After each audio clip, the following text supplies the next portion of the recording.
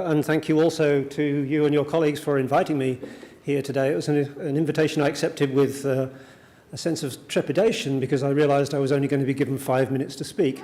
And I have never, ever in my life only spoken for 5 minutes. And as an ex-academic, I can assure you that my students, had they been offered the chance to limit me to 5 minutes, they would have accepted that with alacrity. So in the short time that I've got, what I do want to say is to try to connect you, as Tyler indicated, to the world outside, if you wish. This morning we heard about family, about tribes, and of course you are part of a very important family here in the US, but there's an extended family out there as well, of which you are also part. And I just really want to say a little bit about that. I have some authority, I suppose, to speak on that because the Walk21 organization has been leading the walking movement around the world since it was formed in 2000. And our vision is the 3 V's, if you like, about visibility, about voice, which we've heard from several people this afternoon in communities where people don't have a choice but to walk, and about vocation as well, through CPD and professional training, etc. And I guess the thing that we're known for most of all is the Walk21 conference series, but it's not by any means all that we do. We do a lot of assistance to communities around the world, to professionals, to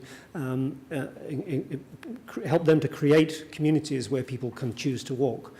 But the first conference we held in 2000 was really quite a surprise because we didn't really know what was going to happen. There had never been an international walking conference, not one. And now we've had 14 this century alone. So something's happening, you know, if you pardon the pun, something's afoot. And we've just come back 2 weeks ago from Munich, and our next conference in October next year is going to be in Sydney, Australia. And I just want to mention Sydney because I think this is a very interesting case. Walk21 has never asked to go to any city. We are always asked. And we scrutinize the case very carefully, and we don't go unless there are flames already that we can fan into a blaze. So there has to be something on the ground to bring international expertise and best practice to support. And Sydney has a global reputation, of course. We all know the iconic images of Sydney, but it never features in the top 3 of the world's most livable cities. It's always Vienna and Vancouver, and in the Australian context, Melbourne. And Melbourne is a remarkably walkable city and has transformed itself in the last 20 years. And Sydney has suddenly realized that it's got a competitor down the road for international inward investment and for bright young people to come and live. And so Sydney has come to us and said, we're embarking on a new walkable strategy for our city. This is the direction we need to go. Can you bring Walk21 to us to help fan those flames? And the mayor, Clover Moore, put it very succinctly. She said, the reason we're going down the walkability path is the business model. We cannot afford as a global city not to become more walkable. And that for me is a really very powerful statement. And so I'd very hopefully like to see you, some of you come to Sydney in October next year.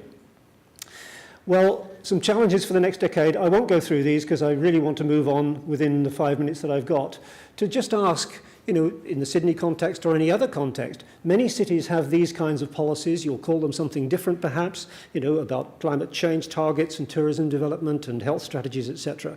And the question is, can you deliver any of these without high quality walking conditions? And the answer is, I suggest, no. And indeed, I'd like to show you a slide which should bring back memories of about 7 hours ago when Tyler showed a very similar but more modern diagram. This one is from the Australian Heart Foundation from more than 20 years ago, which shows very clearly that walking is absolutely at the heart of everything that everybody in this room is trying to achieve.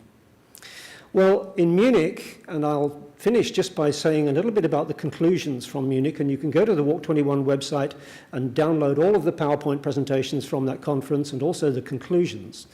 There are 6 main conclusions, but 3 that I'd just like to pick up on because they do echo what has been said earlier on today. First of all, the issue of viruses. We've all been infected with the car virus. Whether we like it or not, it's been part of our lives. And it's dictated much of the way we think about things. But the argument at the conference was that viruses can be good as well as bad, that we can actually use viruses in a positive sense. And in his closing address at the conference, the chair of Walk21, the wonderfully named Jim Walker, said that we need to think of walking as a positive virus, and what we need to do after the conference is to go back to our communities and hug and kiss as many people as we possibly can to infect them with the walking virus. And I think that's a really strong message. The second one I would like to just pick out there is number 3, imagine your city as a book and ask what story it tells.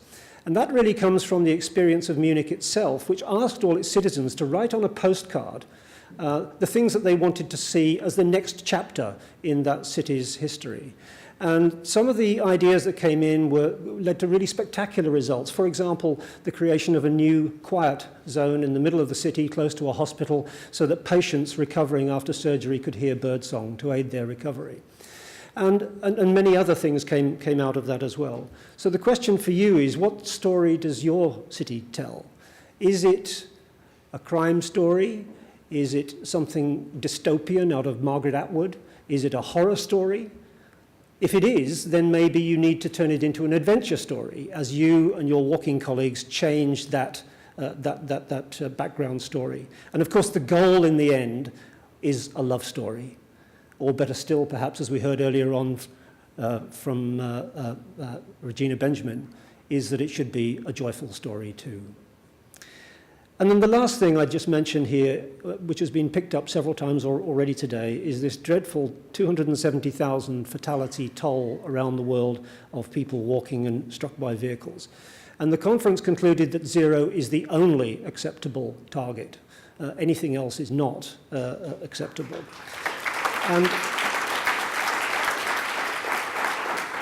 And we have now very strong evidence from around the world that correlates inversely the amount of walking and the fatality rate in pedestrian crashes. In other words, the more you walk, the less likely your society is to have high fatality rates.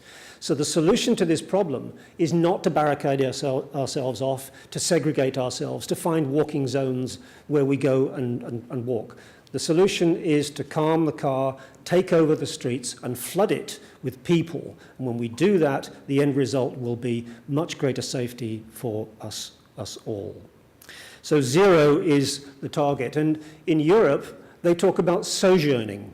They don't talk about so much about creating trails and special places to go to walk. They talk about the city as a living space, as a living room, somewhere where you go to linger and to chat and to play and to window shop and just to be, to sojourn, if you like, in the European sense.